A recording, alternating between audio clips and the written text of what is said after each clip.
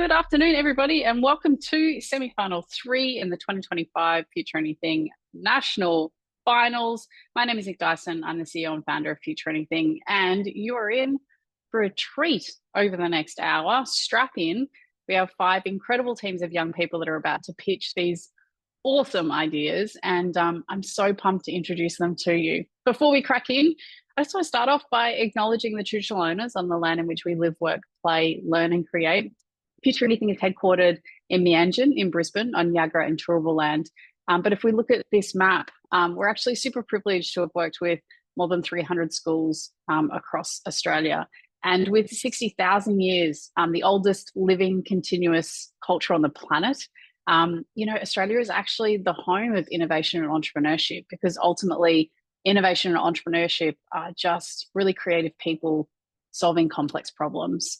And so if we actually look to our First Nations people, this is an example of, innovation at its finest. This is the Woomera.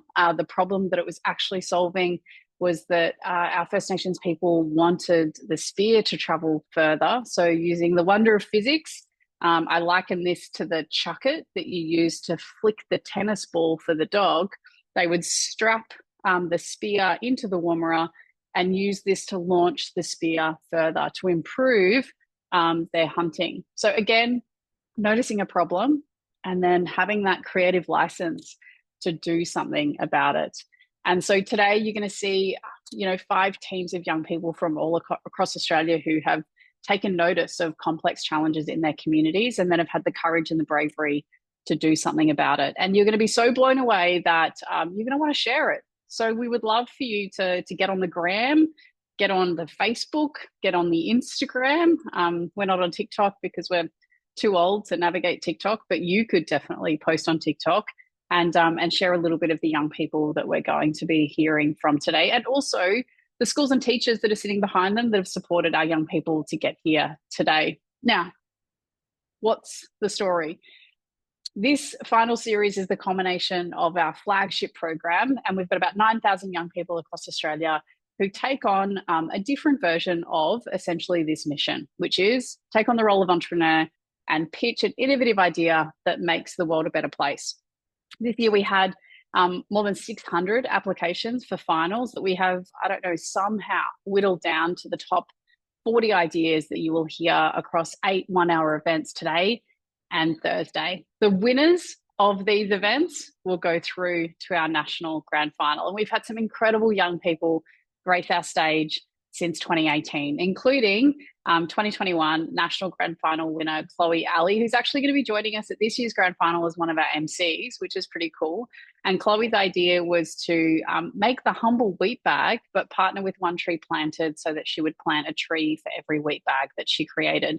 What's cool about Chloe's story is she's actually founded Youngpreneur Markets, which are a series of markets in Queensland where every stall holder is a school-aged entrepreneur selling their wares. And Chloe's only in her first year of university, and she's got these 2 ventures that she's running, which is pretty incredible. Or we skip through to 2022, which was won by Marymount College and EcoBeds.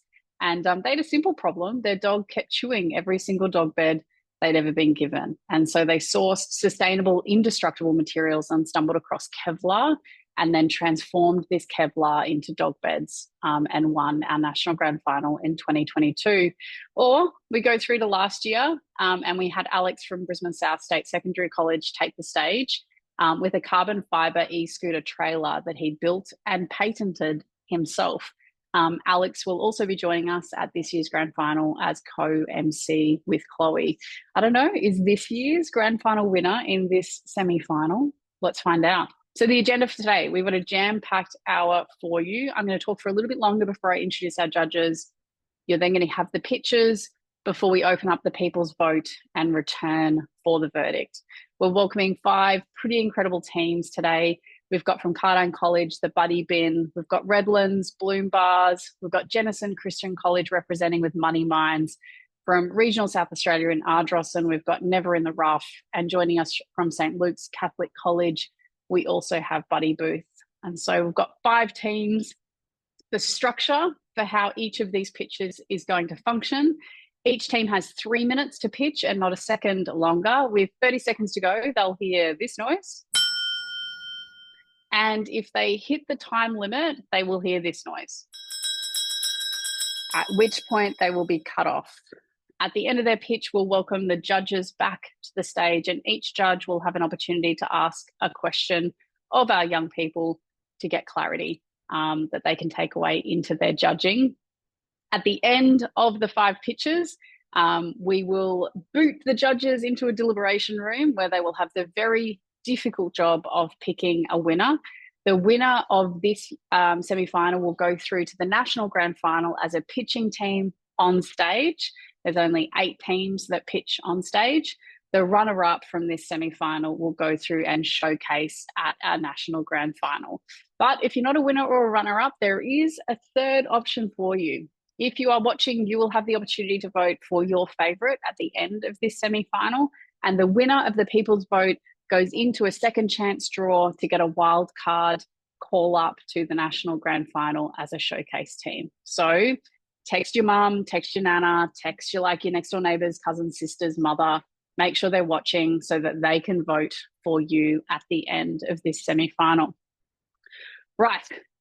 Shall we introduce our judges for semi-final 3? Welcoming to the stage, we've got Joel, Marie, and Jackson.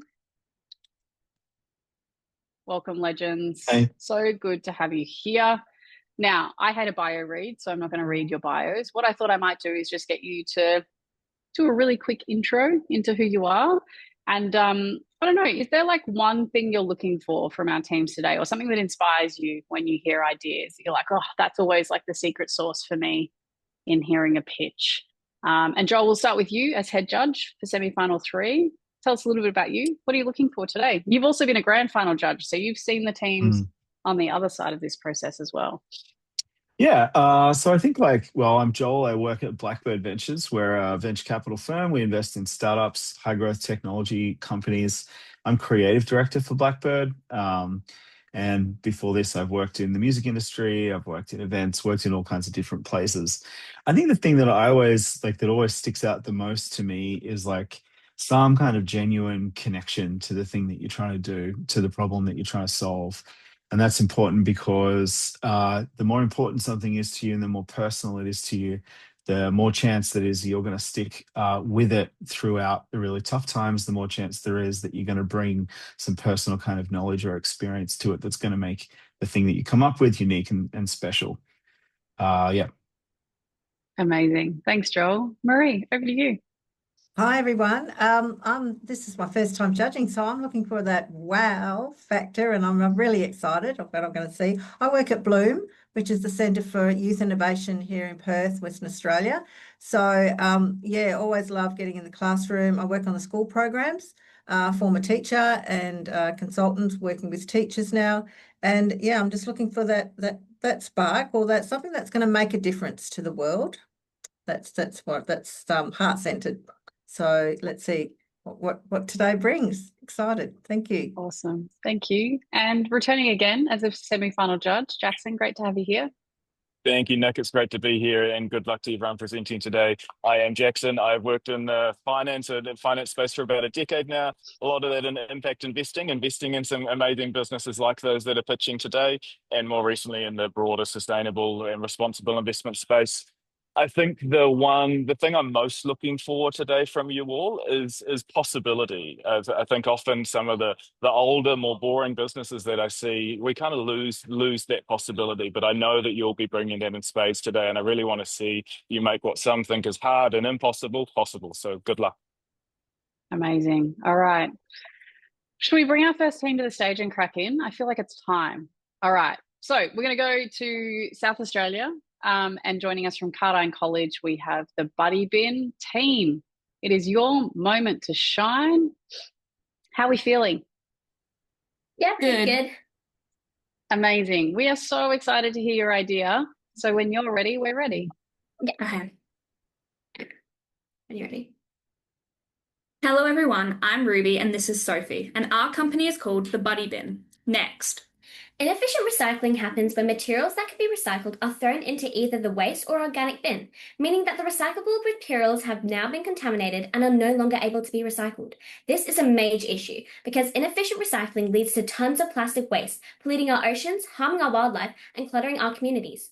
One of the biggest causes of inefficient recycling is a lack of education, as many people simply don't know or don't care about what can and can't be recycled. Next. This lack of education means that without learning good recycling habits at an early age, it is inevitable that terrible recycling behaviours will transpire into adulthood. This is when it hit us. If children are educated on how to recycle and its benefits, they will grow into responsible and ethical adults, both aware and ready for recycling as an active citizen. Our issue aligns with the United Nations' 13th Sustainable Development Goal of climate change and its impacts. Next. So, what exactly is the Buddy Bin? It's an educational resource that allows children to practice their recycling skills whilst learning about its importance. Our product will include a biodegradable bin, a handbook for kids to read about the recycling, a packet of seeds, and a lesson plan for the teachers. The Buddy Bin is a fun way for teachers to educate younger students how to correctly recycle and the significance of inefficient recycling can have on our Earth. Next. Children will be able to build and decorate their own bins and then participate in recycling activities, such as timing themselves recycling with friends, quiz themselves with the questions in the handbook, and after they have finished, they can use the seeds provided to turn the bin into a plant box, or place the bin in the ground filled with soil so the seeds can grow. Our lesson plans will include fun facts and information about recycling and fun activities designed for students in years 2 to 3 to actively learn how to recycle. This is important as it shows the children a first-hand example of what recycling and upcycling can look like. Next. Each Buddy Bin costs just $4.50 to produce, which includes all the materials used to create our product. We're offering the Buddy Bin at a retail price of $12.50 per unit, which not only includes the bin and the cardboard waste products, but also the beautifully designed and handmade educational handbook and lesson plan for the teachers. This price point will leave us with a profit margin of $7.94 per unit, which ensures us strong financial stability as the Buddy Bin is made for classrooms, which typically holds 30 students, meaning if one Buddy Bin was shared between 2 students, we would receive a profit of $119 per classroom. Next. We have done some research on local primary schools in our area that could potentially be interested in our product. We have reached out to All Saints Catholic Primary School and they have shown great interest in our product being used at their school.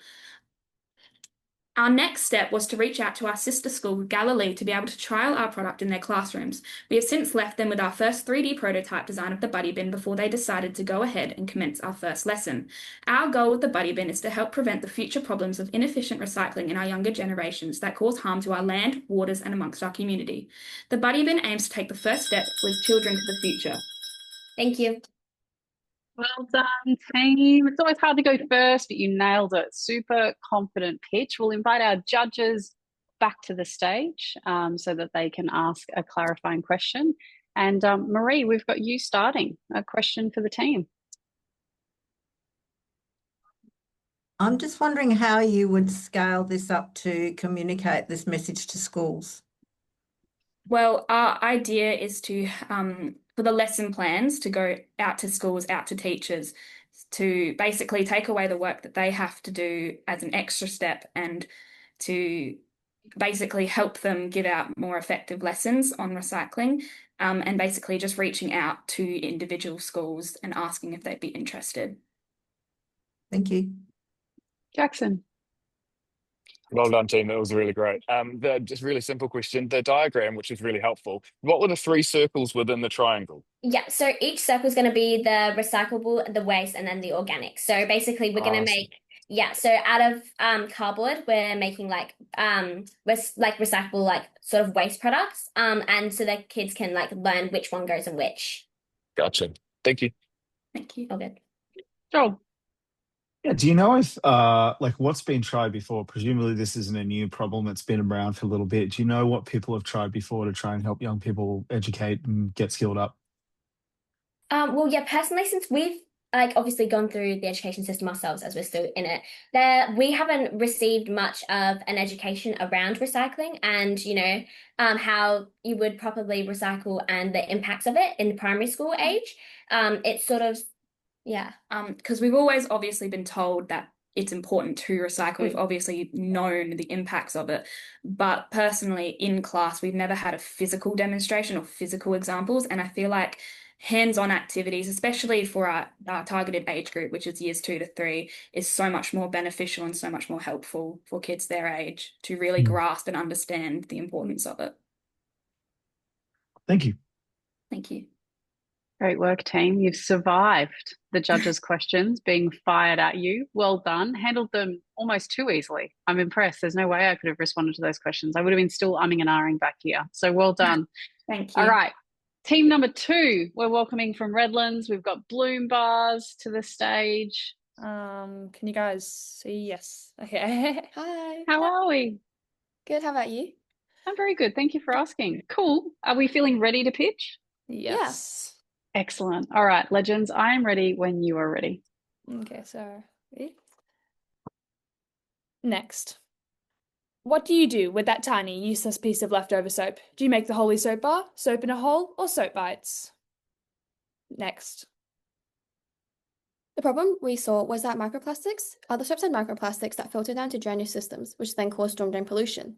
This is evident in how over 50% of studied fish contain microplastics. Next. We have a sustainable solution for that problem and for the impacts that microplastics have on the environment. Our names are Neve and Lander. Today we're presenting our idea, the Bloom Bar. Next.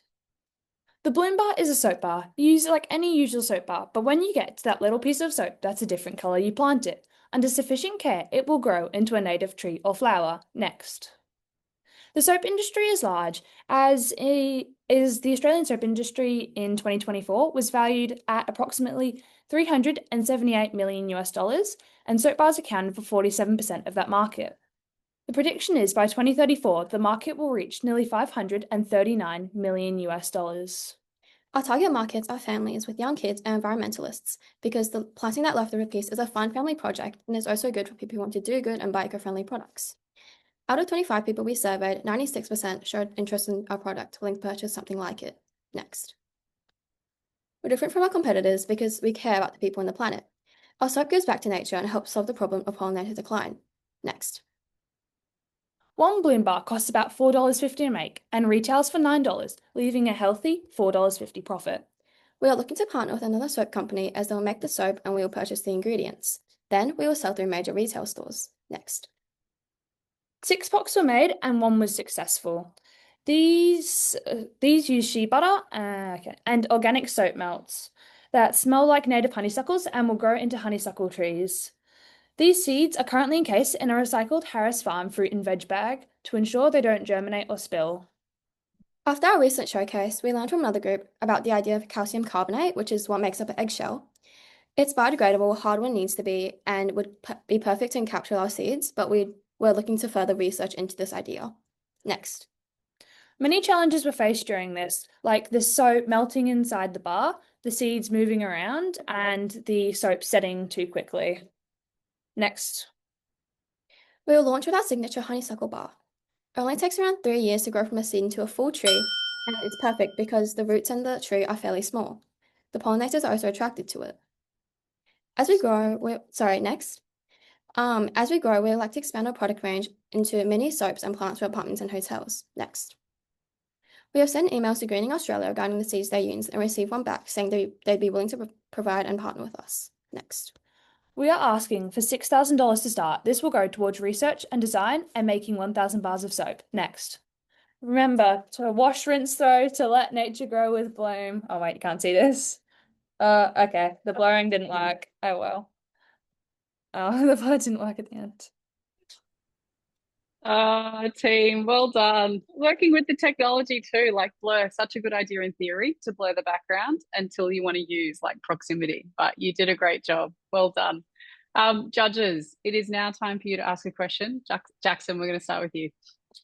Thank you. Amazing presentation. Well done. Bugger about the blur. I want to know whether you've actually tried to plant a seed and grow the tree. What's happened at that part of the process? We didn't have enough time to actually plant the seed, but we have cut the inside of these bars open and checked that the seed was fine on the inside and that it hasn't like touched any of the soap and that it's still like alive and stuff. Great. Awesome work. Joel. you might get your first customers? Oh, sorry, we didn't hear that. Wait. Oh, sorry. Sorry. I said, have you had any thoughts about how you might get your first customers and then, more after that? Yeah, definitely. So, I mentioned the pitch, so we didn't go into much detail, but there was a survey that we sent out to the school, which we put like on our social media and we put like across the school where we surveyed students on their interest in the bar. We also had parents take the survey, and a lot of people showed interest into it, and they left their emails also. Like 25, Yeah. 25 or 26 people surveyed, and 96% showed interest. Yeah, and all of them left their emails for us to like for future updates against the product, which shows interest, and we'd like to start expanding from there. And further on, we can go into our local stores and hopefully major retail stores. Cool. Thank you. Marie. Yeah. Firstly, congratulations, girls. The amount of science and chemistry that I can hear that's gone into this project is amazing. So well done there. Have you thought, just on that point, have you thought about, like, I love the fact that you're holding it up and we can see the seed inside your prototype. Have you thought about storage and the packaging? How are you going to show like that? That's a selling point for me right now to be able to see that little seed pod in there. I think that's great. But what about packaging and storage?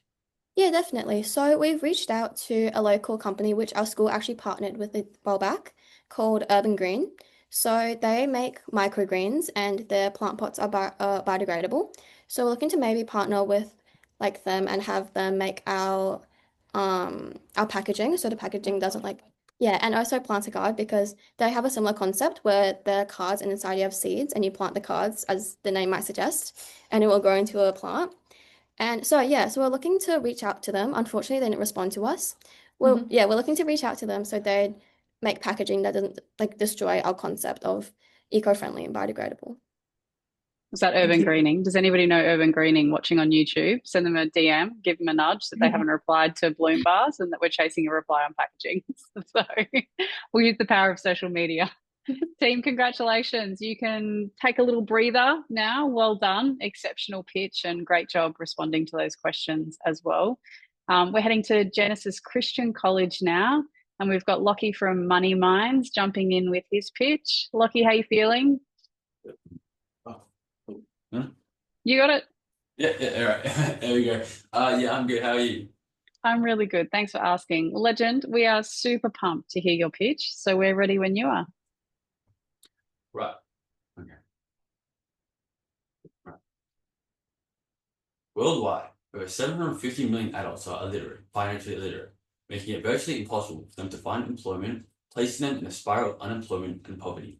So my question for you is, how many adult Australians are financially illiterate? 10%, 20%, 35%, or 45%? Actually, 45%. And that means that it's a 1 in 2 chance that this could be your child. Next slide. Australia is facing a financial crisis, and according to the Salvation Army Red Shield Appeal, 3.3 million live in poverty, 70% struggle with the cost of living, and 35% rely on buy now, pay later services just to cover essentials. If we don't build money skills early, the cycle will continue. Next slide. Money Minds, a gamified financial literacy platform, is the answer to this literacy epidemic. The current version has the following features. Next slide. A gamified learning approach where users can complete challenges, earn rewards, and level up. Next slide. Several unique courses, each designed with lessons and exercises to truly engage the user. Next slide. And a virtual stock market where students can compete to make the most profits whilst building essential trading skills. Next slide. Most other programs either fun with style learning or serious and boring, but MoneyMinds blends engaging and practical skills to prepare the students for the real world, with game mechanics designed to deliver measurable outcomes teachers can see. Compared to existing tools, we emphasize customization, short feedback loops, and classroom data so teachers can track progress without the extra workload. Next slide. Our launch is a 3-phase process. In phase 1, we will partner with several private schools and stakeholders to develop and refine the further investment. Phase 2 is to secure Queensland Government endorsement for curriculum implementation.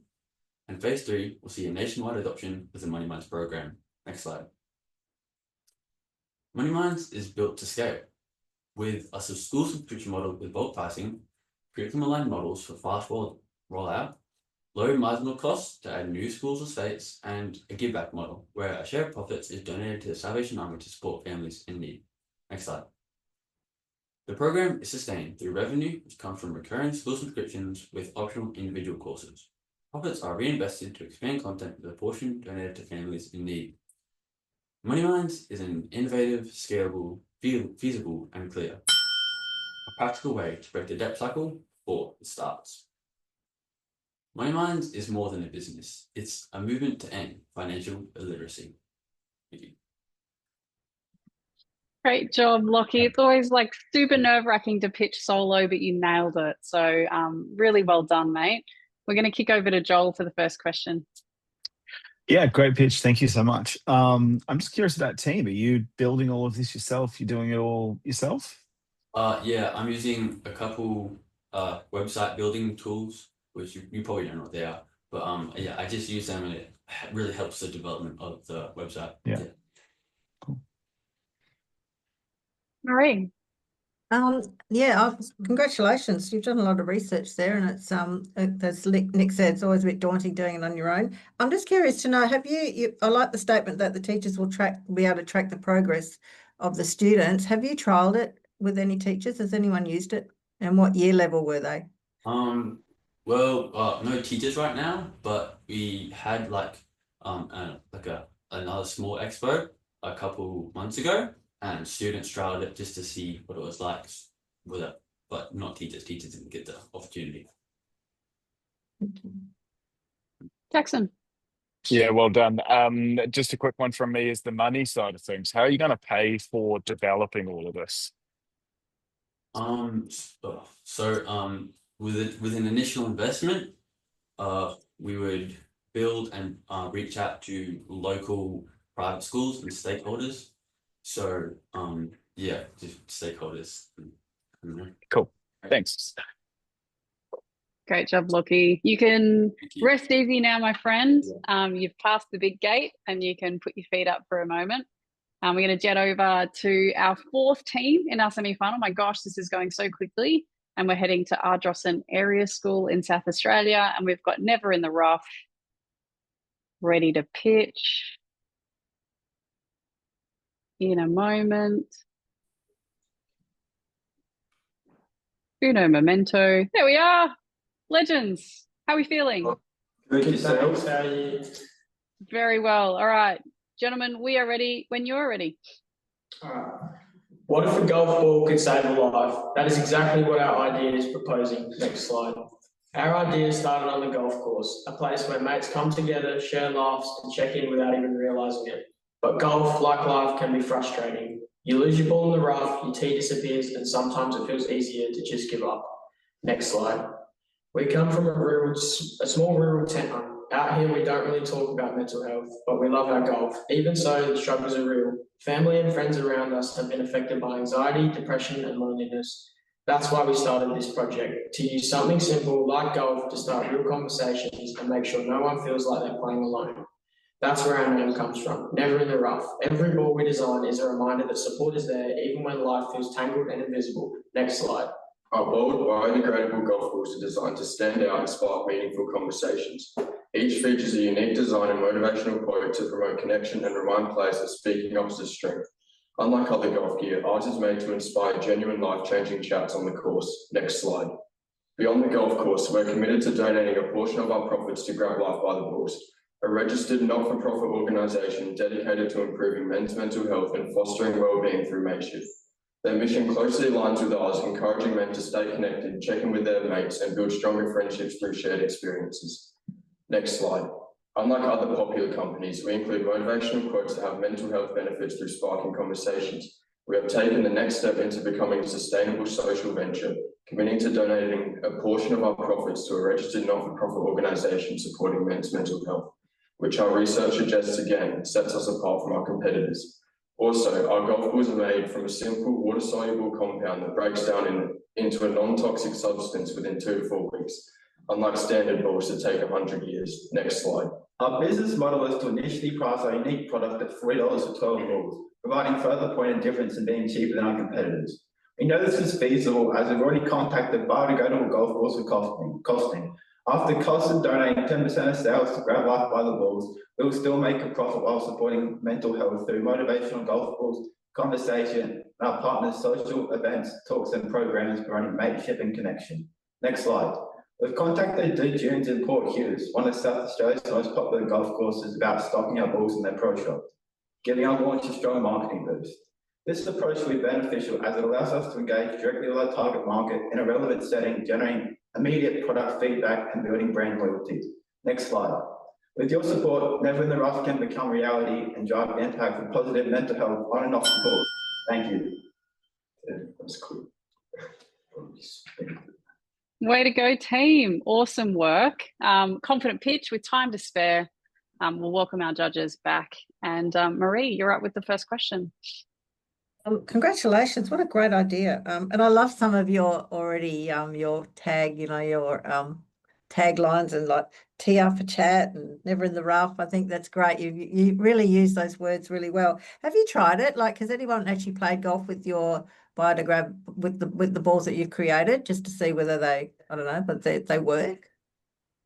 Oh, that's a great question. We're still currently in the process of like finding making our golf balls and designing them and completing prototypes. So not yet, no one's actually came through and used them.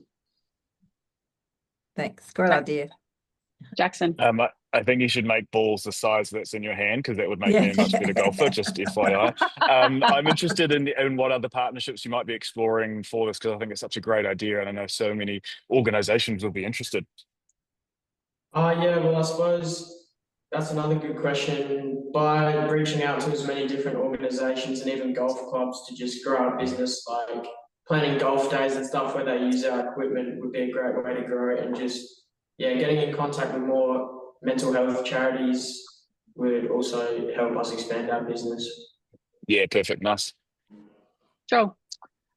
Just one question. Have you thought about potentially selling directly to people who play golf rather than through a club or an intermediary? Yeah, we have actually. We've thought about different people we could contact around here that would also help us grow the business. And yeah, anything you want to add? We also look at like putting our products in stores like Drum & Golf so we can immediately sell to a buyer rather than having to go through different clubs. Thank you. Awesome. Team, congratulations. Confident pitch, great responses, very punny balls. I loved it. All right, let's go to team number 5, St. Luke's Catholic College. We've got Buddy Booth jumping in. Team, how are we feeling?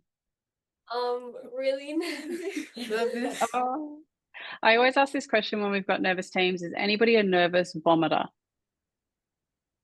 Ooh. No. Okay, well, that's all right, because I'm a sympathy vomiter. So I'm always a little bit worried if we've got nervous vomiters, because if you nervous vomit, then I'm going to sympathy vomit, and this is just going to go horribly wrong for everyone. So if you're not a nervous vomiter, I won't sympathy vomit. We're all going to be okay. Now that I've distracted you from what you're about to do, talking about vomit, we're ready when you are. You're going to be great. Thank you. Next slide. Bullying causes 1 in 15 youth suicides. In 2024, that became the tragic reality for 12-year-old Charlotte O'Brien, one of the many young lives lost. In 2025, heartbreakingly, little has changed. Next slide. As students, we see the isolation. We hear the name calling and we're done standing by. Charlotte's last wish was for her story to end the bullying crisis. Next slide. So we created Buddy Booth to let her voice echo where silence once lived. It's a student-led space that builds empathy, gives kids a voice, and stops cruelty before it grows. Placed in the library for calm and privacy, one side offers solutions. Students press a button, read an egg, and return it. The other side is for sharing, writing a problem with sentence starters, placing it in an egg, and dropping it in the box. Teachers monitor at breaks with the school's wellbeing coordinator recommended to manage it. Next slide. Each booth includes safety sheets, pens, sticky notes, and instructions. Next slide. Schools receive family refill packs with sticky notes, 2 lesson plans, online activities, sentence starters, and a teacher presentation. Board and build termly. Lessons encourage booth use. At term's end, schools return eggs so we can refresh notes, keeping it private, impactful, and eco-friendly. One purchase covers K to 2, 3 to 4, and 5 to 6. Next slide. Well, what makes Buddy Boot different? It's real, daily, and student-led, not digital or adult-run. Unlike Smiling Mind, Kids Helpline, or Bully Zero, it's student-designed, visible, and always there, created and earned by students. Next slide. Using feedback from peers, teachers, and lived experience. Next slide. We've built a second prototype, applied for a $500 grant, contacted manufacturers, and are building boots with network support. We've contacted the Alana and Madeline Foundation and will track impact through surveys and reviews. Next slide. One buddy booth costs $150 with $110 termly refills, totaling $590 yearly. Production costs are $414.61, making the model scalable and sustainable, even for smaller schools. Next slide. 25% of our yearly profit per school supports organizations. Next slide. Leaving us with $131.23 profit per school per year. Orders are via Instagram and Facebook. Our Next website slide. with surveys and chat for non-English speakers and students with extra needs is launching soon. We'll promote through testimonials, how-to videos, and mental health content on socials. Next slide. Starting with the 56 primary schools in the Parramatta Diocese, we'll target 20 schools in our first year, earning $2,625 profit, then scale safely across NSW and Australia. Next slide. We request $2,600 to build 20 booths, supply materials, launch the site, and run marketing, helping refine designs, boost quality, and grow impact. Next slide. Everyone sees a vending machine as something that gives you what you want. Buddy Booth gives you what you truly need. It's a powerful step towards ending bullying, empowering students like Charlotte to speak up, feel safe, and live the future they deserve. Buddy Booth, made by students for students. Thank you. Thank you. Well done, team. Excellent work. Very compelling close. We'll bring our judges back into the room. Jackson, we're starting with you. A question for the Buddy Booth team. Yeah, amazing. Well done, team. Privacy. Tell me how privacy works with what's written down and that kind of things. So, while the students are writing, there will be, during recess and lunchtime, there will be teachers just supervising it, and like they're just supervising it, just watching over not what the student is writing, but what, like, if they're doing it correctly. So that will help the students feel like they aren't being controlled on what they're writing or being like pressured or any. Yeah, and also at the end of like the term, like when the schools return the packages, we would research the eggs and like give new notes based on those messages inside, so that like students also get impacted and so that teachers don't have to go over it and stuff like that. Yeah, cool. Awesome. Thank you. Great. Joel. Mine's just a product question. I'm just wondering, like, you've got these booths in different schools. Theoretically, if you're wildly successful, they're all over the country. There's thousands of them. How are they managed and maintained and monitored in schools? We plan on letting the teachers like supervise it, and so with the eggs, they'll be returned every term. So when the termly packages arrive in the schools, they'll be fresh and new so that schools have like a fresh start with the booth. And also like in our instructions and safety sheets and like basically just information, we recommend the well-being coordinator to manage it so that it can stay usable over time. Mhm. Thank you. All right. My question's similar to what Jackson was saying, similar to the privacy thing. How are you going to track, like when you come and put the new eggs, have you trialed it as far as the turnaround to when a child goes in there with a problem or a bullying problem, what do you predict the time frame between them actually seeing that some action's going to be taken? Sorry? You want to explain it? That's probably a scenario. Like, have you actually given scenarios of what could happen to solve their bullying problem? Is that what you're aiming to do? Solve their problems, or just give them. So we're just planning to give them like small solutions, just if like the younger kids, because this is directed mostly through primary kids only. So if young kids don't know what to do in a situation, they can always just come to the buddy booth and get an idea or like like get some help or like words of encouragement. Yeah. Like that. Yeah. Okay, I just thought I'd be thinking about the teach from a teacher's perspective as well. Like if they've gone to the buddy booth and then they come back to the teacher and say, well, I've done that. Now what sort of thing? And also, like, the lesson plans also guide the students because there's a new topic every term, and when they put their solution in, they're also able to get another solution out, like just like a common problem, common solution or words of encouragement that they can use to help them feel better, or like get the weight lifted off their shoulders. Like if they're too shy to ask a friend, or they're just too shy to talk to anyone, like buddy booth is like a private way for them to like get help or get like words of encouragement. And if they need further help with our website launching soon, it will include surveys for them to do so that we receive that, and then we can improve our buddy booth based off that. Right, thank you. Thank you. Well done, team. Excellent work. All right. Well, 5 pitches down. Incredible. Now the pressure moves from the pitching teams to our judges. Judges, we are going to boot you out of the room into the judges' deliberation room to do what I think is going to be really difficult, make a decision on a winner and a runner-up. We'll see you back in a little bit. And while our judges go and deliberate in their breakout room, we also have a really important task for everybody who is watching. You actually need to make a decision on which of those 5 incredible teams was your favorite and vote for your favorite.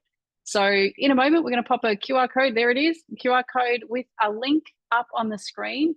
And while our judges deliberate for the next sort of 5 to 7 minutes, you have some time to amass some votes for your favorite team, because they will go in with a wildcard chance at attending the grand final. We'll put some tunes on and we'll see you back on the other side of this judging. See you soon.